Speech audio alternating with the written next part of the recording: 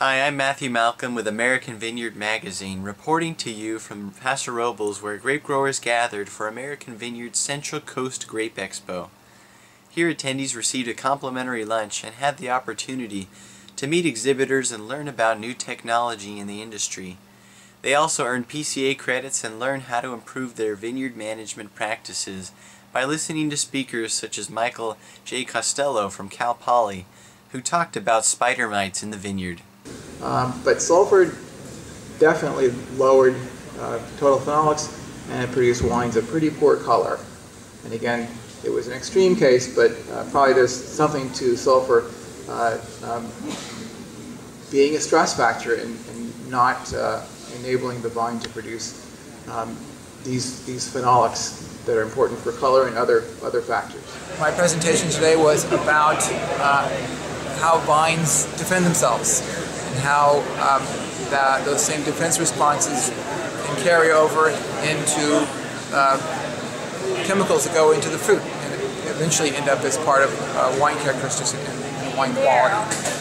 So what I did was I went through the different types of chemicals that we find vines using to protect themselves from insects and mites and diseases, and even things like cold and water stress. So different stresses that vines respond to, and they produce chemicals to defend themselves. So one stress that I talked about was water stress. And, we know a lot about water stress and how that can be a pest management issue, because water stress can decrease the density of leafhoppers. But also water stress can improve wine quality. It makes the berries smaller, it makes them more exposed to light, and it can improve the concentration of phenolics like anthocyanins. But I also talked about the stress of using sulfur dust on vines, and my work has shown that vines that are dusted with sulfur seem to have higher problems with spider mites later on in the season.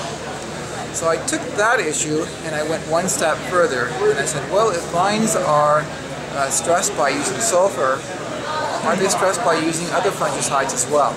So looking at the issue of fungicide use, not for the direct impact of the fungicides, which would be, say, on powdery mildew or botrytis, but to look at the indirect effects and see what those fungicides actually might be doing to the vines. We did a field study. We looked at 4 different fungicides. We looked at sulfur, we looked at Quintec, and Rally, and Flint. And then we also compared those to a drought treatment.